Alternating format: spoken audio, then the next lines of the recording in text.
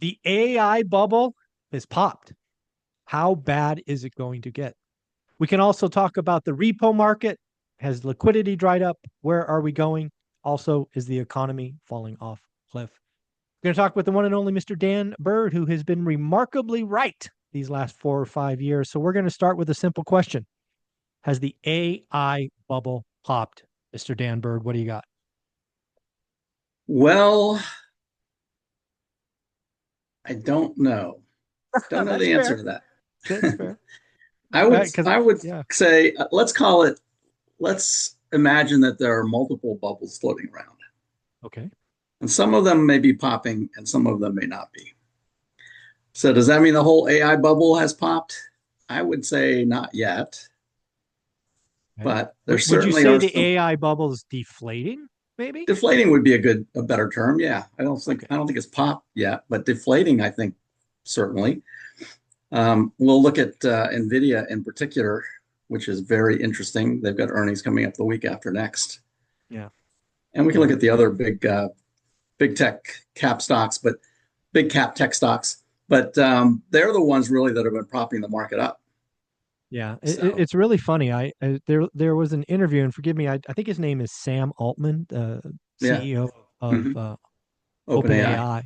Yeah, right, so he was on a podcast, supposedly a very friendly podcast, where the podcaster asked him basically, "Hey, you're a $20 billion revenue company. How can you have $1.5 trillion in commitments in expenses, right? Capital investments?" right, And he basically shit the bed answering that question, which kind of pricked all of this. And it's gotten worse every other day. And again, I've seen charts, bubble charts of all this money, going around and like, hey, Nvidia yeah, is going to do this and they're going to do that, and they're just slamming all these the same dollar thrown around. It looks like a circular circular big financing, mess. yeah. It does not look good. Yeah, so the big question, as always, is can they produce the revenue and earnings Mhm. to accommodate that big mess, all of that new capital expenditures that they're putting out? Normally, big cap tech companies have used cash to finance things, Mhm. but now they're actually borrowing money to do it. Yeah, yeah. Did you see So, the CFO of OpenAI kind of say and then take back the whole idea of getting a government bailout for this? I was like, oh my God, I can't believe you used that word bailout. Like, what? Yeah, right. crazy, crazy. Not a good look. Uh, yeah, I mean, if that continues, and there's evidence behind it, then the bubble could definitely pop. Right now, I would say it's deflating, but it's not popped yet.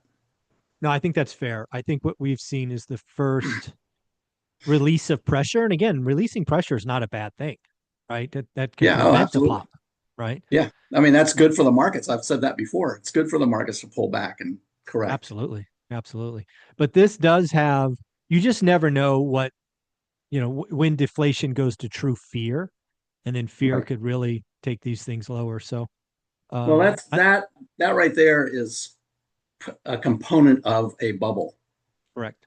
because a bubble implies that a lot of people are chasing something. In fact, they're chasing Oh, the new momentum. highs, Yep. chasing momentum, right? And when that ends and that pop occurs, then fear comes in and everyone rushes to the exits trying to get out at the same time. Yeah. And the market goes down very quickly, much faster than it went up. Yeah. The question I wanted to ask you today, because again, you look at the market so well, was, and I don't think there's any question that the AI companies took it on the chin Wednesday through Friday. But my question was, did that money go to cash, Ah, or did it go to the other 493? Right? Was there a transition to yes, other things? That's what that I wanted is to ask you. that's the big question. Yeah, so far as from what I can tell, it's rotating to other sectors. Okay. So in an environment where the It's not big going to cash. seven, yeah, so we're in an environment where the big seven were over indexed, taking the the pressure out of the top and moving it to the others could actually make the entire market more healthy Um, Healthy, yes. I mean, it would or more balanced, I guess. Yeah. broaden out the breadth, yes. But you Yeah. have to consider that technology makes up 35% of the S&P. Yeah. So Yeah.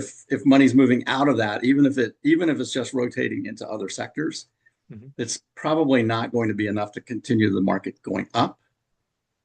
It may just end up moving sideways, which I've talked about in the past. I'll show a chart here in a second. Yeah. The Wyckoff market process, and the market Mhm. will go sideways for a while before it actually starts crashing.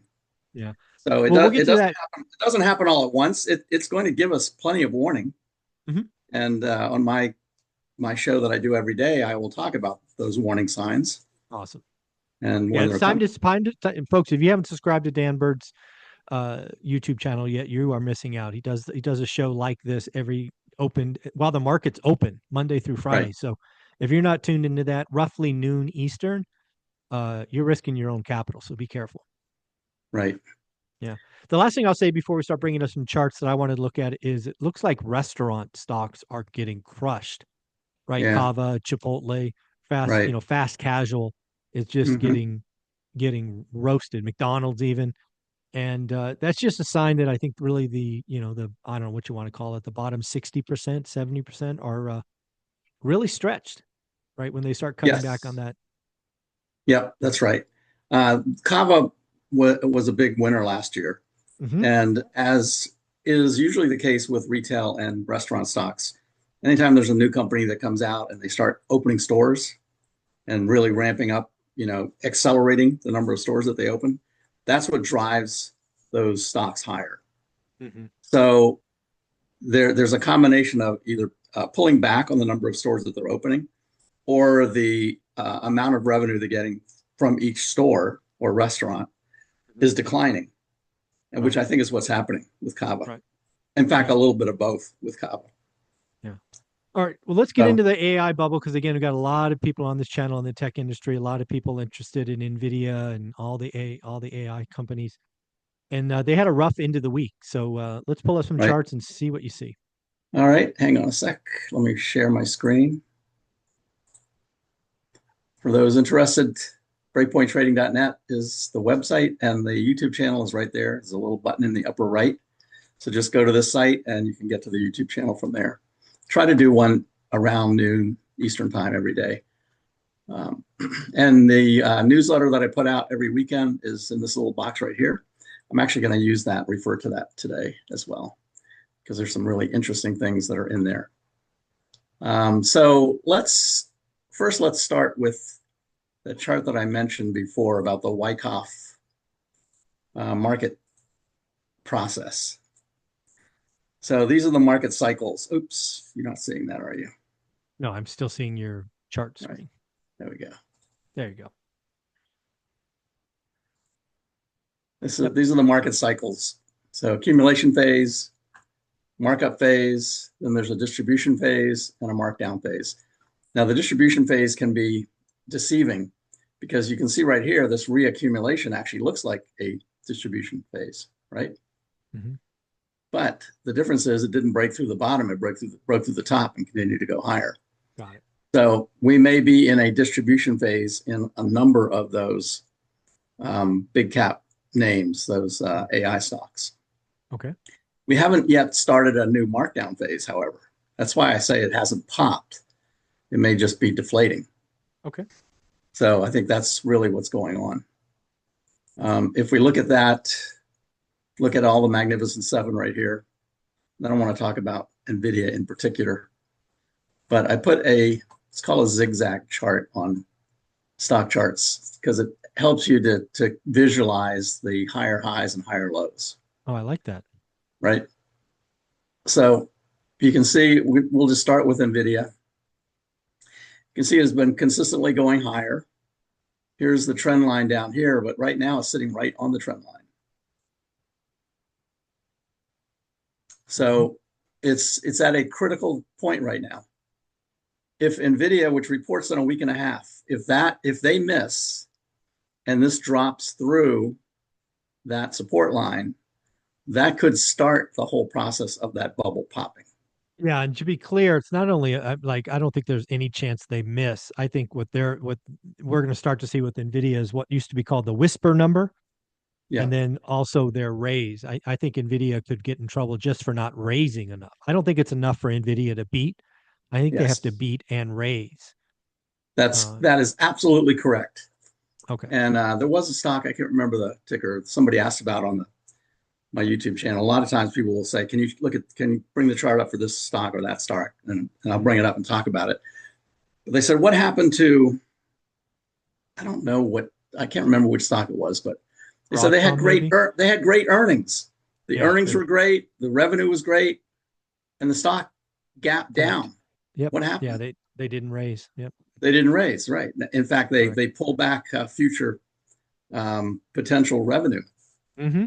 Yep. So that will, in this environment, that is going to punish any stock. We have extended valuations right now across the board with most stocks. Mm-hmm. So they have to not only beat revenue and beat earnings, but they have to raise guidance. They can't even keep guidance like it was. Yeah. They have to beat across the board on everything. If they miss on any one of those, they're going to get punished. Oh, big time. Yes. That's That's just the exactly right. environment. That's the environment that we're in right now. So Mm-hmm. we'll just step through each of these, and I'll come back to NVIDIA in a second. Actually, right here. So this first one at the top, it has NVIDIA versus the S&P. That's the red line. Mm-hmm. And the blue line is NVIDIA versus its own industry group. So its peers. Okay. All right. So the pink Yep. line right there is 0.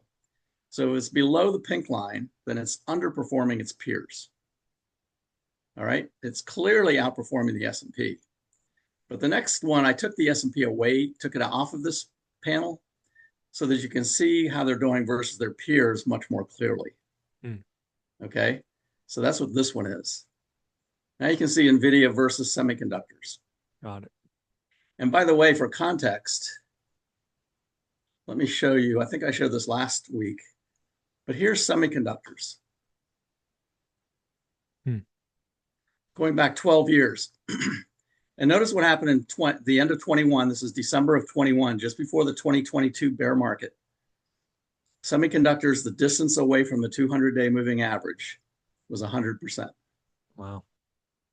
Right here in July of 24, the distance away from the 200-day moving average was 100%. And where are we right now? As of last week, Look at that. we are at 100%. So you can see what's happened every time. And this is only happened 3 times, including last week.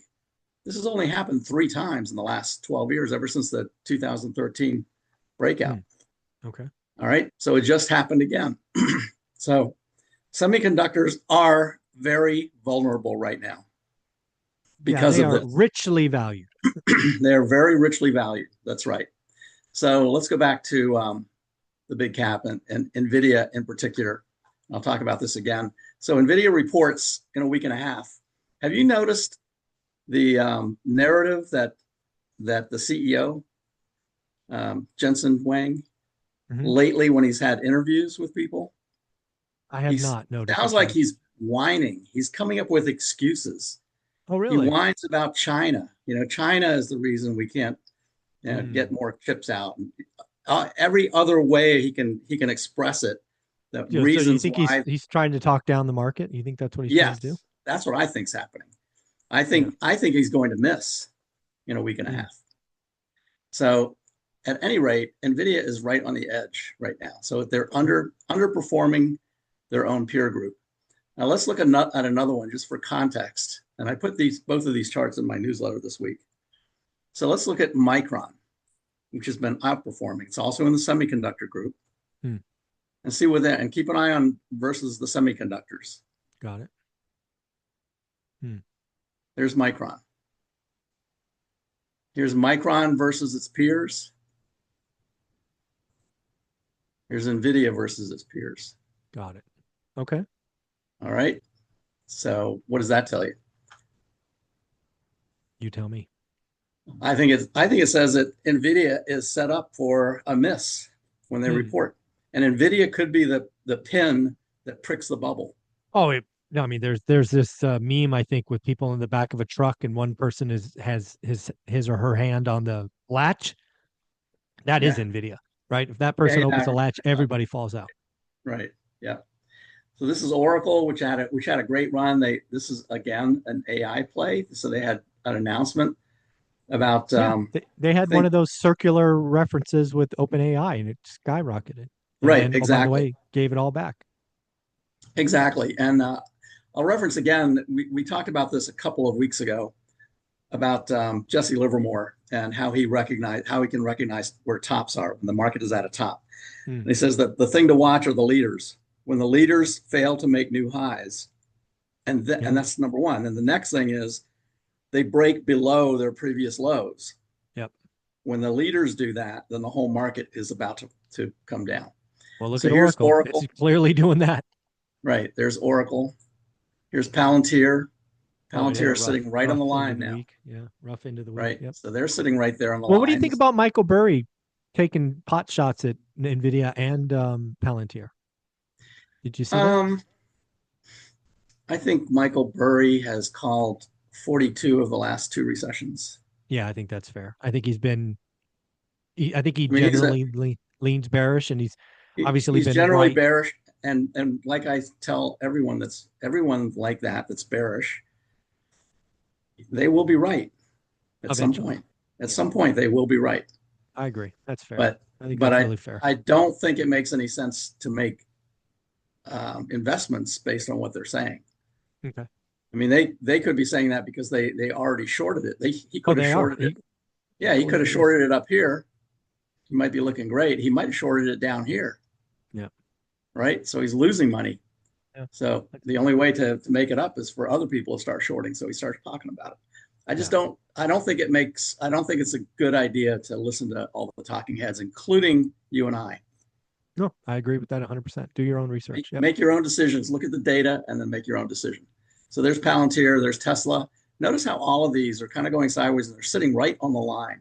Yeah. So the first thing that Jesse Livermore said was they struggle to make new highs. Mm-hmm. And Check. the second thing is they break below their previous lows.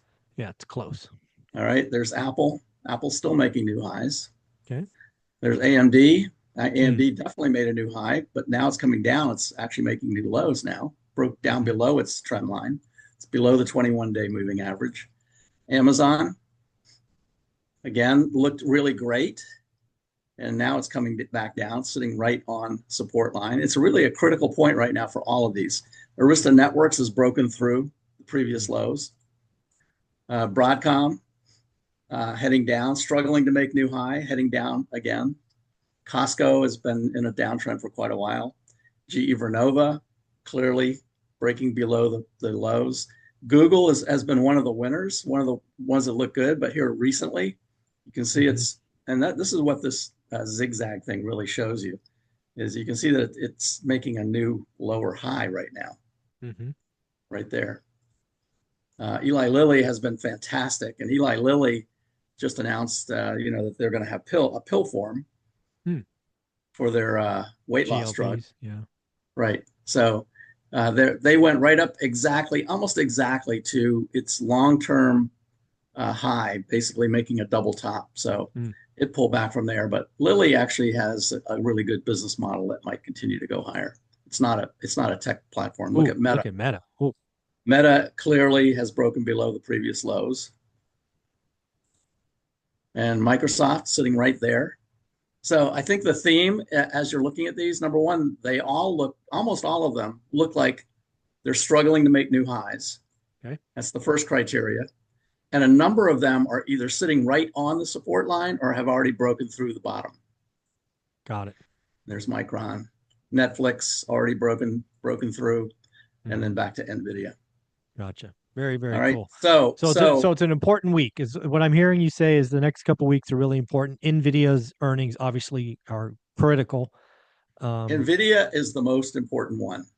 Got it. Now, let me show you one other thing, because I thought the way things looked on Friday, because the market in the beginning of the day was heading down, lower. In fact, let me show you. This is one thing that I do on my YouTube channel every day. The very first thing I do is I just review where we are using 10-minute charts, where we are at that point in the day. And remember, it's around noon, right? So these are each one of these bars is a 10-minute time frame. Got it. The vertical line right here is Monday's open. So I update this every Monday. I update where Monday's open is, where last Monday's open was, et cetera, what money flow looks like. So every day I will look at this and you can see each of the days, Monday, Tuesday, Wednesday, and you can tell what the trend is. Trend has been lower, right? And then here's technology. So these are the three aggressive sectors. This is what I was talking about with rotation. These are the three aggressive sectors. Even though on Friday technology perked up a little bit at the end of the day, but discretionary and communications continue to go down. So discretionary is where Amazon and Netflix, Amazon Tesla. and Tesla are. Communications is where Netflix and Google and Meta are. And then technology is where everything else, like NVIDIA, AMD, and Apple. All right, technology makes up 35% of the S&P. So it is the biggest sector. So those are the aggressive sectors. You can see what the trend looks like over the week. Next thing is the defensive sector. So where is that rotating to? Well, there are the defensive sectors. Look at that. Yep. So the rotation, the other ones were moving down all week. These have been moving up all week and moved up considerably on Friday. Yeah. So it is rotation, not cash, to one of my earlier questions. Right. That's what I'm referring to. So here, these are the cyclical sectors. They're neither aggressive or defensive. They're kind of in the middle, and they are, the beneficiaries of moving out of technology: financials, healthcare, industrials. So that's where the money is going. It's moving out of technology. It's moving into the other sectors. That's really the way to look at it. Okay. So the one thing that happened last week, and I talked about it during my show on Friday. And remember, my show is right about here at noon. So the market had been selling off, gapping down, in fact. Gapped down on Tuesday, went up on Wednesday, went down on Thursday, gapped down on Friday. So right here at noon, I said the market is continuing to go down. If this ends this way, then we will have done something last week that has not happened since the low in April, since the bottom in April, since before the bottom in April. If it continued down, now you can see what happened. It didn't continue down. Right. All right. But I'll show you what I mean. Look at this chart right here. This is of the Qs. So at the top, this is a weekly chart. So here's the bottom in April right here. Once we went above the 8-day moving average, this is an exponential moving average. It's a week, not a daily, it's a weekly. Okay. So this is an 8 EMA on a weekly chart. All right. You see right there where it closed above it. Yep. That was in mid-April. We have not closed below the 8 EMA ever since then. Oh, I see it. Okay. We have not closed below it. But look where the market went. So at noon, it was down here. It was below it. Yep. And I said, if we stay here, we will have done something that has not happened ever since the bottom in April. Got it. Now, what happened at the end of the day is we got a rally and it came back again. So the buy the dippers out there are still convinced that the market is going to continue to go higher. And this is what happens when people have fear. There's lots of reasons why the market should go down. The bubble bursting, the repo window, the government shutdown. Bitcoin going to 100K. Bitcoin, we'll look at Bitcoin in a second. All of those things, lots of reasons why the market should go down. Yep. But what happens is everyone, especially retail traders, everyone is used to the market going up. So when the market pulls back just a little bit, and you can see it has never gone below this 8 EMA. It pulled back to the 8 EMA, and all the buy the dippers jumped in and said, that's it, we're done. Time to get back in because we're going much higher. Okay. Now, what I think will actually happen is that Wyckoff market cycles will take hold and we're going to go sideways for a little while. And then we'll start to go down. Now, we're in the best part of the year. We have now, I think it's next week, companies start buybacks again. Right. So companies will be buying back stock. There's going to be a lot of window dressing from mutual funds and end of year, large companies, end of year kind of stuff. So what about government shutdown? You see this thing ending before Thanksgiving? I have no idea. Yeah. I don't know. Yeah. I don't My know. answer is no. It's not Yeah, moving. it could be no. It doesn't make any sense. Okay. But All right. the market doesn't care about the shutdown until it does. Oh, it's going Uh, to eventually. I mean, they're already canceling eventually airlines. it will. I mean, they're already cutting flights, so it's going to affect the airline industry. Hmm. It's going to affect it. It could be a reason for the restaurants, frankly. Yeah. Yeah. Could be. I go over here and look at Kava just for curiosity.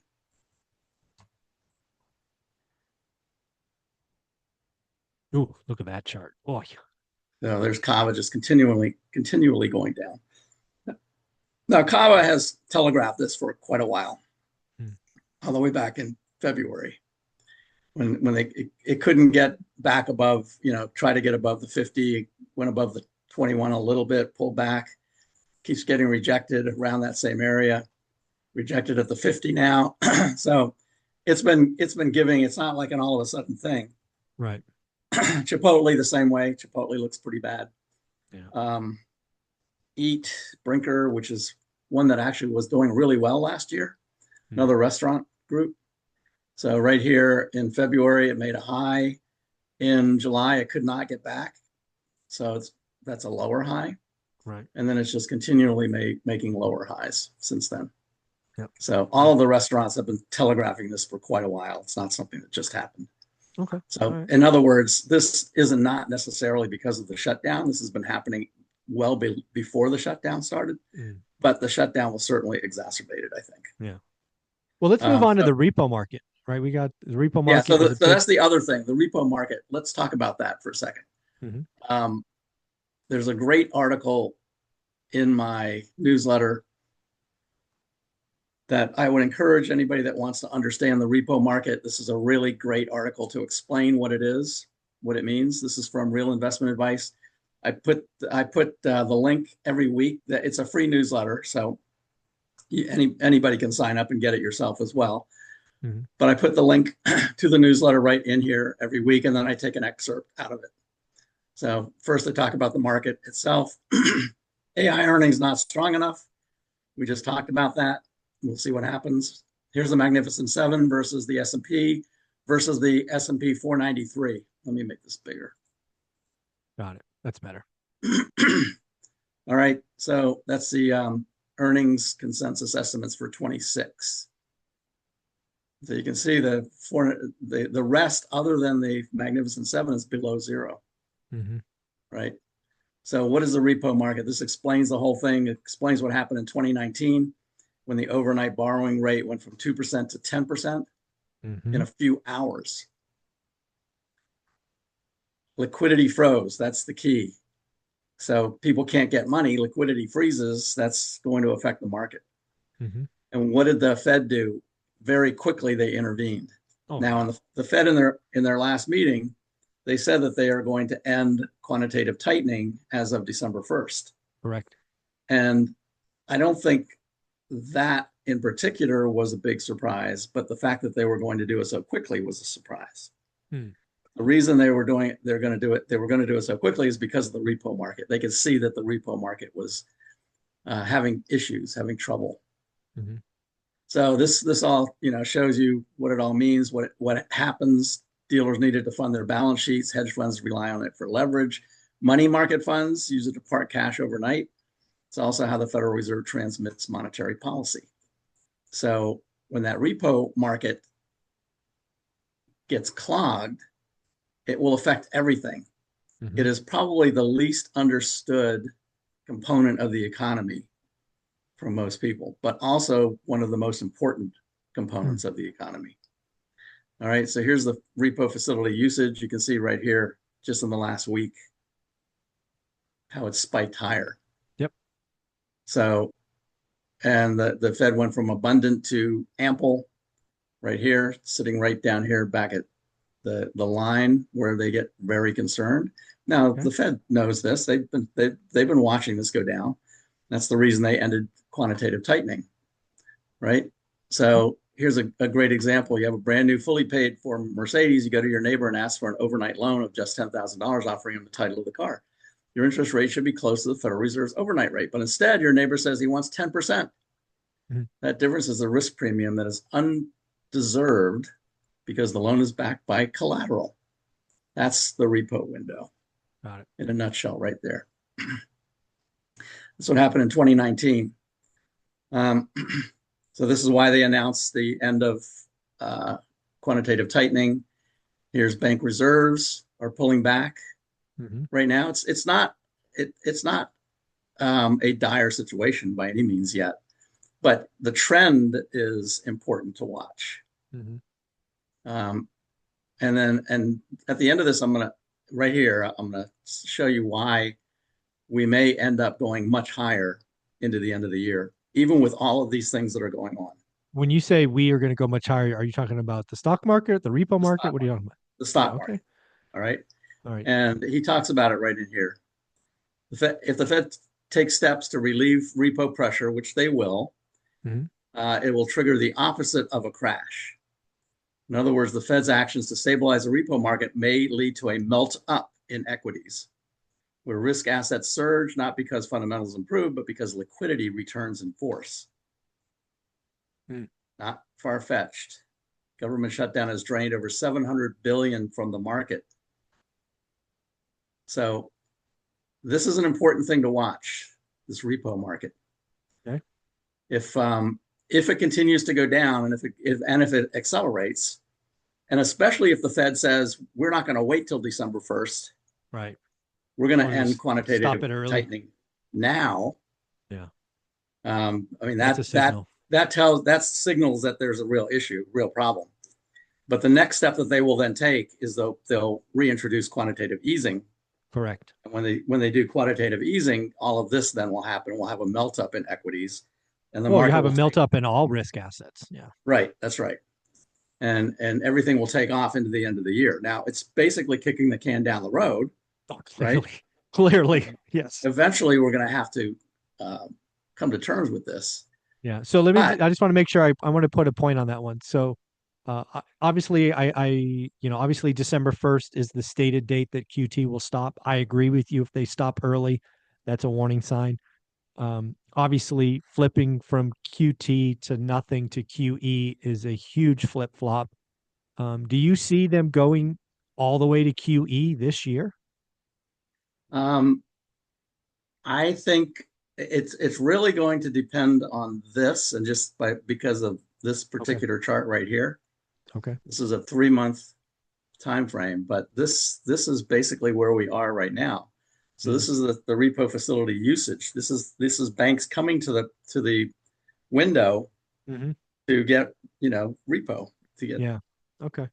Yeah. I If this continues like this for the next couple of weeks, yeah. or even 1 or 2 weeks, then yes, I think the Fed will end QT earlier, and I think they'll go to QE much quicker than anyone Yeah. expects. I really hope they don't. I really hope we don't go right back to QE and do this all over again. But it is a possibility that I agree with. Right, but they might not have a choice. They might have to True. do that. Yeah. No, I mean, yeah, at some point. You can't have 10% overnight rates. Yeah, you can't do that. Right, System exactly. breaks. So, I mean, I encourage everyone. There's a lot more to this article than what I'm excerpting here. So, Mm-hmm. I encourage everyone to go get the newsletter.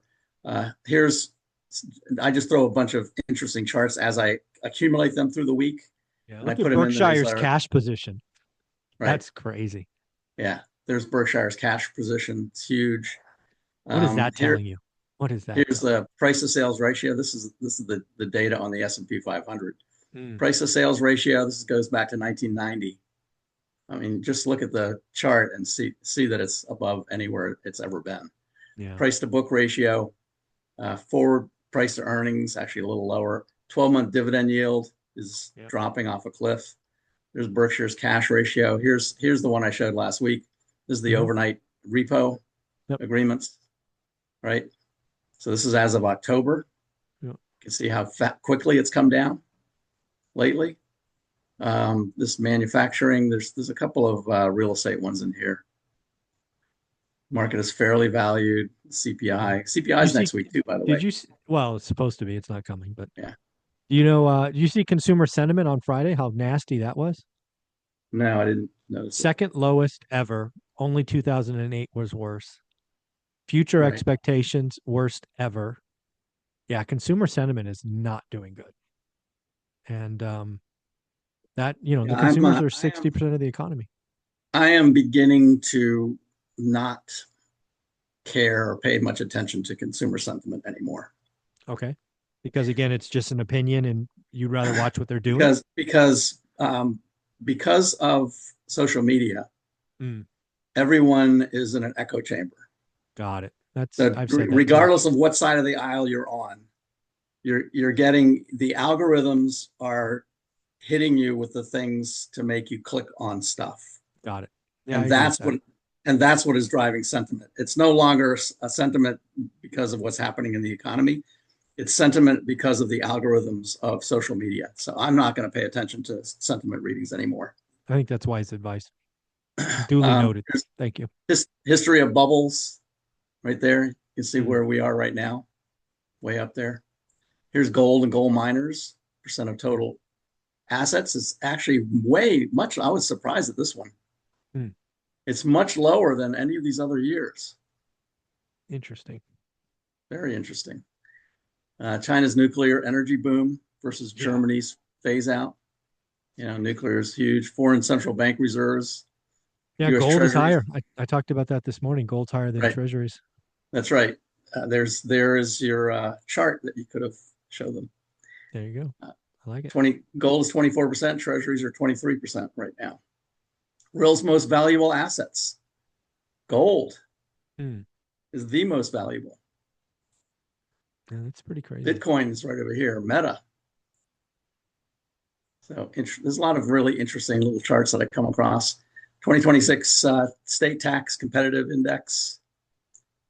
You see the worst is California and New York.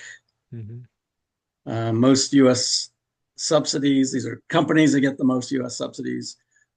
Apple's Man, annual you do a sales lot of you do this every week, huh? every week. Yeah, This folks, is you in got to here get every his week. newsletter. Yeah. But what I do is, I read lots of different things, and as I accumulate, when I see things like this, charts that look interesting, Yeah. I just copy it into the end of the newsletter. So I do it throughout the week. It's not like I'm Yeah. I understand. researching all this, but I'm just sharing it with everybody. So everybody, here's used vehicle inventory spiking, best use electronic vehicles, debt to income ratio, how to Mm. become a 7-figure day trader, and Start with 34% 8 of figures. right. And this one's interesting. 34% of youngest voters now support communism. Mm-hmm. Look at that.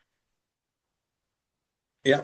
I saw an interesting quote. Maybe I'll put it in next week. It said, if, how did it go? If you are, if you understand economics, then you would never be a socialist. Right. And if you are a socialist, then it means you don't understand economics. It's about right. Yep. So Okay. anyway, that's a bunch of, that's Well, just for this week. let's close on how we started. So, summary for me, again, is AI in a bubble? Has the bubble popped? The answer is we don't think it's popped, but it's certainly deflating. The next couple of weeks are important. NVIDIA earnings in 10 days is critical. Not only NVIDIA earnings, but their expectations. I don't think it's Right. about beating. I think it's about raising. That they have to be Yeah, careful for. exactly. And as for the repo market, is certainly something to watch. I agree with you. There'll be warning signs like canceling QT early. I think if they go Right. before December 1st, that's a warning. And there's risk that they go right from QT to QE. And if they do QE, watch liquidity push asset prices higher, aka melt up. Is that a decent summary? Yes. That's exactly right. Just before we end, Uh-huh. since we've got CPI coming up, Oh yeah. it may be coming up. It they won't, did but it sure. last month. So here's the base effect. Mm-hmm. There's a relatively small one that drops out Mm-hmm. right there. Yep. This should be forecast 3.1, not 319%. Gotcha. Yeah, missed a decimal. Yep. But you can see here the trend. We've broken the trend now, so the trend is back towards the upside. Correct. 12-month rate of change. And then if we look at commodities, I think all of this is leading me to believe that we're going to have a higher CPI. Oh, you think it's going up from 3? Yeah, I think we're going to go to 3.1. Okay. So here are the commodities. Oil and gas are actually still going down, so that's a good thing. Mhm. But the other commodities, other than DBA, which are these food commodities over here, agriculture, Right. that one went down a little bit. But the other ones actually are going up. DBC, this is a combination of a whole bunch of different ones. Got it. So crude oil, metals, and agriculture all together, that one's higher. Mm. So in general, we've got a smaller one dropping off, and we've got commodities, let's call it flat to slightly up.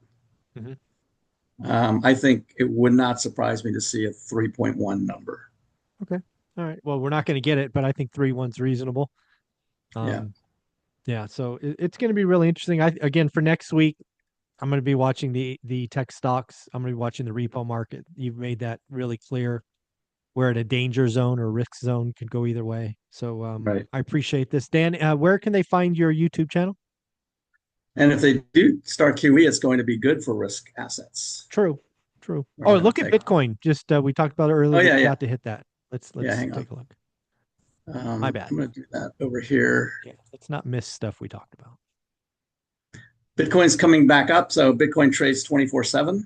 Mm-hmm. So it's basically, it's really interesting because let me It went zoom sub this. 100K, which I thought was an Yeah, let me interesting zoom this mark. in a little bit. There's a 1 month view. So right down here, you see each of these long Mm-hmm. tails Yep. on these are daily Mm-hmm. candles right here. So each of those long tails came right down to exactly the same place, Hmm. exactly the same place, which was at 99, about 99,000, a little above 99 right Hmm. there. Yeah. Every single time. And every single time it comes back down there, it bounces and goes back higher. Okay. So they've got very good support. They got a lot of buyers there. Lots of buyers right down here. Exactly. So anytime it goes below 100, then that's when buyers come in. Okay. So one, two, three times, and now we're starting to get some higher lows. So today it's positive. That implies that tomorrow will probably be positive. I think tomorrow is going to be a follow through from the end of Friday Mm-hmm. when the market started going back higher. Right. And I think you can see it on the S&P. It ended with a hammer Right. pretty clearly. You can see the hammer right there. Mm-hmm. So that again, the market sold off, and then it got to a certain level, happened to be a Fibonacci level as well, right there. Hmm. And then all the buyers came in, went right below, just below the 50 moving average. All the buyers came in, ended with a hammer, which is usually a reversal, a bullish reversal candle. So I expect the market will probably go start back higher again, and all the buy the dippers will come in, and we'll head back towards the highs There you go. until Nvidia. There you go. So, folks, again, check out Dan Bird Monday through Friday around noon Eastern while the stock market is open. And of course, he comes back here every Sunday to catch us up on the week. Dan, you're amazing, buddy. Take care. All right, have a good weekend. You too.